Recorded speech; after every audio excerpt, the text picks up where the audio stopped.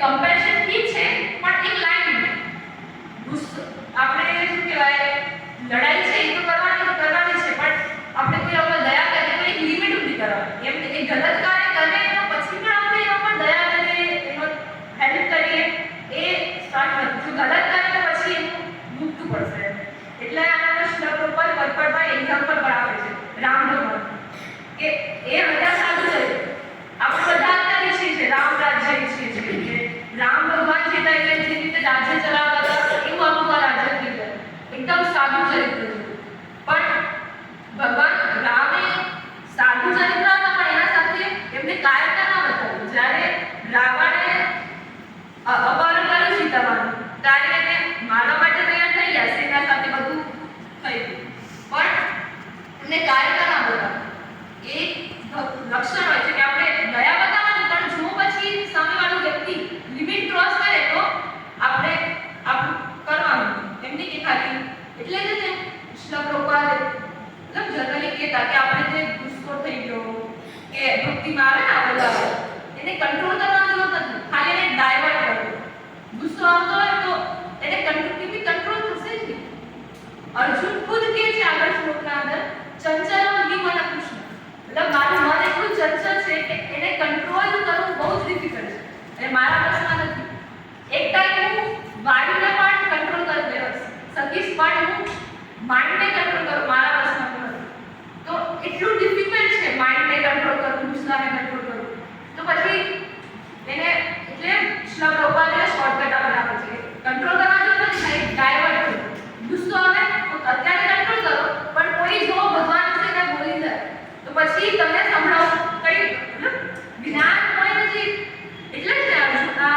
જ્યારે આપણે હનુમાનજીનું એક્ઝામ્પલ બહુ સારું લાગે એમને લડાઈ કરી એમને ગુસ્સો મતલબ આ શું કહેવાય આ લડાઈમાં આખી સેના ઉભી કરી અત્યારે બધા ભક્તો જ ને હનુમાનજી બી મહાન ભક્ત હતા પણ કોઈ લડ્યું તો ખરું જ ને તો ગુસ્સાને ખાલી ને ભક્તિ તરફ મોડી દેવાનું બસ એટલે જ ને આ ભક્તિમાં જ્યારે આવી તો જનરલી લોકો એમ કહેતા કે આપણે કંટ્રોલ કરવાનું આપણે બધું છોડવું પડશે ના અને બીજો એન્જોયમેન્ટ એ આનંદ નહીં મળે બધા મળી જશે તો પ્રભુજી એક મસ્ત એક્ઝામ્પલ આપ્યું હતું કે એ જ્યારે ઓસ્ટ્રેલિયા ગયા હતા કૃષ્ણ પ્રભુએ કારથી એમને સરપ્રાઈઝ કરી દીધું ત્યારે એમને કીધું આપણે લોકો તો હતા નહીં એ ટાઈમે તો એ કેને બતાવતા પછી મતલબ લોકો હોય તો એન્જોયમેન્ટ થશે ને અત્યારે કોઈ હોય જ નહીં તો પછી તમે કેને બતાવશો કે આ નવી ગાડી લીધી તો કેના બી સેલિબ્રેટ કરશો તો લોક હશે તો તમે એન્જોયમેન્ટ કરી શકશો ને તો અર્જુનને એ ડાયલોગ હતું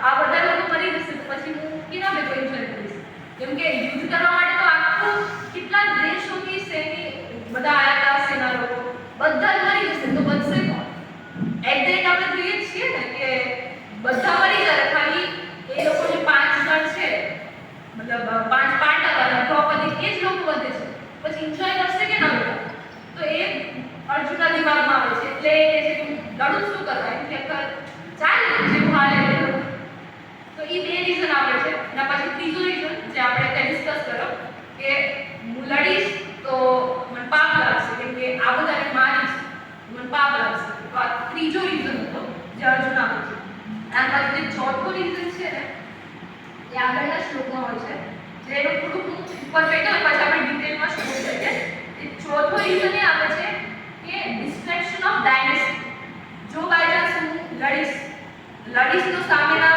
બધા મરી જશે તો સામેના જેટલા બી સેનાવાળા રહે સેનાપતિ કે જેટલા બી લડવા માટે એ બધાના ઘર પરિવારો હશે એ બધા મર્યા તો એ ઘરનું ખાવા પીવાનું બધું કોણ કરશે એટલે બધા તો સમજવા જઈએ તો નાશ થઈ ગયો ને એનો પૂરનો બધું એટલે જો એ મારશે આ બધા તો ઇન શોર્ટ ફૂડ આખું નાશ થશે ફૂડ નાશ થશે તો સનાતન જે પરંપરા છે એ નાશ થશે એ નાશ થશે તો કુટુંબ અધરમાં પડી જશે મતલબ અલગ કુટુંબના મોટા લોકો જે હોય દાદા નાના એ બધા મરી ગયા તો શીખાડ્યાવાળા પણ હશે આપણું આગળનું ધર્મ શું છે પરંપરા શું એટલે એ કોઈ શીખવાડશે નહીં તો આવનારી જે જનરેશન ને એ લોકો તો કઈ શીખશે જ નહીં અને જ્યારે પૂર્ણ અધર નાશ મતલબ અધરમાં પડી જાય તો જેમ કે આપણે કર્યો હતો. તો એવું હોય તો બીજા લોકો સાથે કરો. અગર એનો નાશ ના થાય તો બીજા લોકો સાથે કરે તો જે આવનારી પેઢી હશે એ તો પછી એના સંસ્કાર તો પછી હા પછી એ જ ફોલો કરતા તો એમ કરતો તો આખા રાજ્ય અધર થઈ ગયું. અત્યારે આપણે થોડા ઘણો સાધુ મતલબ જોવા મળે ચરિત્ર એ પણ જોવા ના મળે. જો દુર્યોધન ના મળ્યો તે ટાઈમે. અને ઘણા લોકો એ પણ પ્રશ્ન કરતા હોય રીલ્સમાં જોયું હશે જે ઇન્સ્ટાગ્રામ ને જોતા હશે ને કે એવી રીલ્સો આવે કે કૃષ્ણ ભગવાન હતા તો યુદ્ધ રોકી શકતા હતા. રોક્યું કેમ નહીં? સાંભળી હશે ને ઇન્સ્ટા પર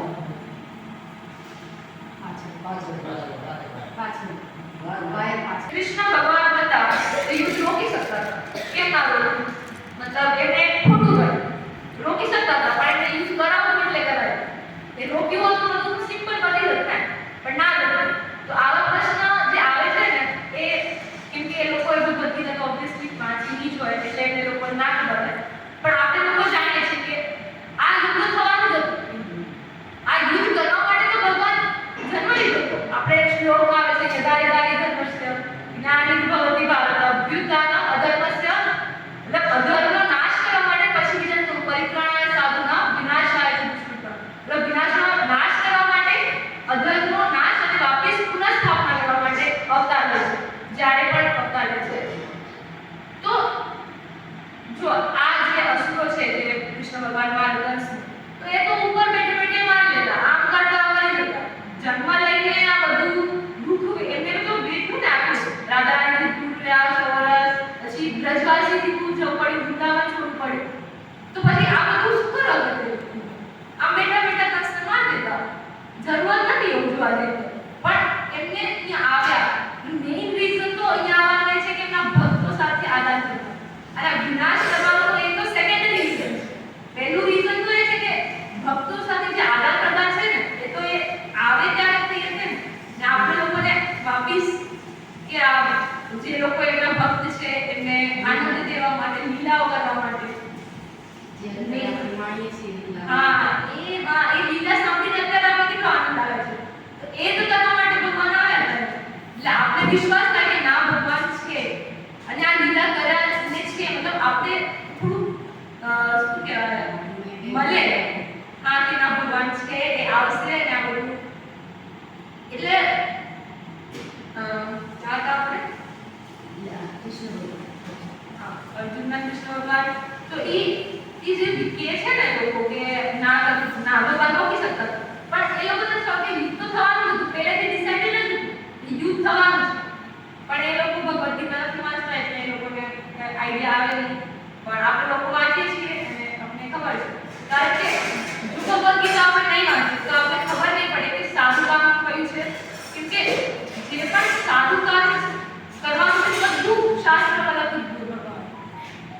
અને એટલે આપણે શાસ્ત્ર વાંચીશું તો જ આપણે ખબર પડશે કે સારા કાર્ય કરવું કયા પાપને કાર્ય કરવા.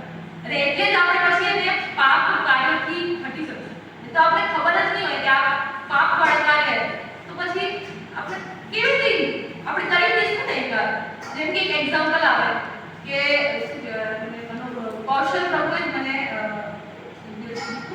કે અગર અમદાવાદમાં જતા હોય અને ત્યાં રસ્તા વચ્ચે લાઈટ હોય શું કહેવાય ટ્રાફિક લાઈટ હા સિગ્નલ આગળ લાલ લાઈટ ચાલુ હોય અને મને તો રૂલ્સની કાંઈ જાણ નથી અને હું જતી તો પોલીસ વાળા મને રોકશે જ નહીં. મને રોકશે ને પેનલ્ટી બી લેશે. તો પછી આપણે એમ વિચારીએ કે આપણને નથી ખબર કે પાપ કાઢે અને અમે કરશું કાઢે તો અમને કઈ રિએક્શન નથી મળે. સમજ પડે ને મતલબ હું સમજાવી શકું છું ને. તો અગર જો આપણે પાપના કાર્ય કરશું તો રિએક્શન તો મળશે જ. ભલે આપણે એ પેનલ્ટી આપી દેશે આપણે. તો એટલે આપણે એટલે જાણવું પડશે કે પાપ વાળા કાર્ય કયા છે અને બીજા સારા કાર્ય કયા છે. મારે શું કરવું જોઈએ અને શું ના કરવું જોઈએ. અને એ ખબર પડશે ને પછી જ આપણે લોકો બચી શકશું રિએક્શન. નહીં તો પગમાં કીડી આવે તો એ રિએક્શન તો એનું મળશે જ આપણે.